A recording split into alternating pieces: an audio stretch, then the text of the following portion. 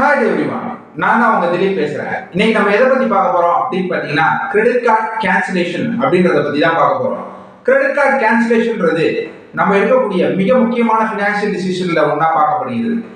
ஏன் credit card கேன்சலேஷனே ஒரு மிகப்பெரிய ஃபினான்ஷியல் டிசிஷன்ல ஒண்ணா பார்க்கப்படுது அப்படின்னு பாத்தீங்கன்னா, நம்ம கிரெடிட் கார்டு கேன்சல் பண்ணும்போதும் நம்மளோட சிவில் ஸ்கோர் அஃபெக்ட் ஆகிறதுக்கு நிறைய வாய்ப்பு இருக்கு. ஏன் அப்படின்னு பாத்தீங்கன்னா, ஒரு கிரெடிட் கார்டு நம்ம எவ்வளவு நாளா பயன்படுத்திட்டு இருக்கோம் அப்படின்றத பொறுத்து நம்மளோட சிவில் ஸ்கோர் நிர்ணயிக்கப்பட்டிருக்கும்.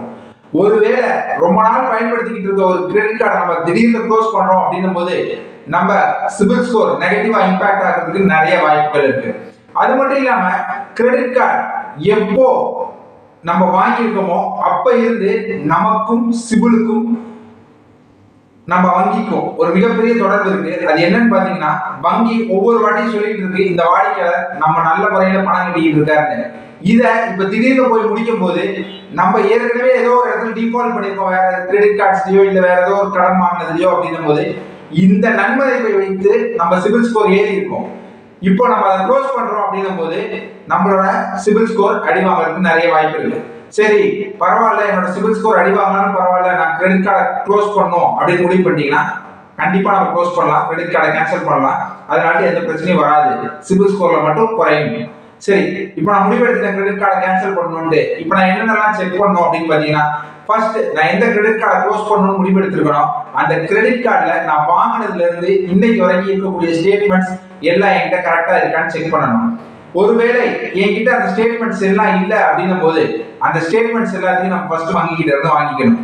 அடுத்து ரிவார்ட் பாயிண்ட்ஸ், அந்த கிரெடிட் கார்டுல கொடுத்துருக்க எல்லா ரிவார்ட் பாயிண்ட்ஸையும் நம்ம ஜீரோ பண்ணிடணும். அடுத்து அந்த கிரெடிட் கார்டுல இருக்க அவுட்ஸ்டாண்டிங் பேலன்ஸ் எல்லாத்தையும் கிளியர் பண்ணிடணும். கரெக்டா எவ்வளவு பே பண்ணணுமோ அதை பே பண்ணி முடிச்சிடணும் கரெக்டா. அதுக்கப்புறமா அந்த வங்கியின் வாடிக்கையாளர் சேவை மைய அதிகாரியை கூப்பிட்டு நான் இந்த கிரெடிட் கார்டை இனிமேல் பயன்படுத்த விருப்பப்படல அப்படின்றத நம்ம தெரிவிக்கணும். அவங்க அதுக்கு பதில் நமக்கு நிறைய ஆஃபர் கொடுப்பாங்க. இந்த கிரெடிட் கார்டு நீங்க ஜீரோ சார்ஜ்ல யூஸ் பண்ணிக்கோங்க சார் அப்படின்னு சொல்லுவாங்க. உங்களுக்கு பிடிச்சிருந்ததுன்னா அந்த ஆஃபர்ல ஏதாவது ஒரு ஆஃபரை நீங்க தேர்ந்தெடுத்துக்கலாம். இல்ல எனக்கு கிரெடிட் கார்டே வேணாம் நான் முடிவெடுத்துட்டேன் அப்படின்னு நீங்க நினைச்சீங்கன்னா ஃபர்தரா போய் அவங்க கிட்டே சொல்லி கிரெடிட் கார்டை நம்ம கேன்சல் பண்ணிக்கலாம். இதுதான் கிரெடிட் கார்டு கேன்சலேஷன் பத்தி இருக்க விஷயம். இந்த வீடியோ பிடிச்சிருந்தா லைக் பண்ணுங்க, ஷேர் பண்ணுங்க, மறக்காம இந்த சேனலை சப்ஸ்கிரைப் பண்ணுங்க. தேங்க்யூ.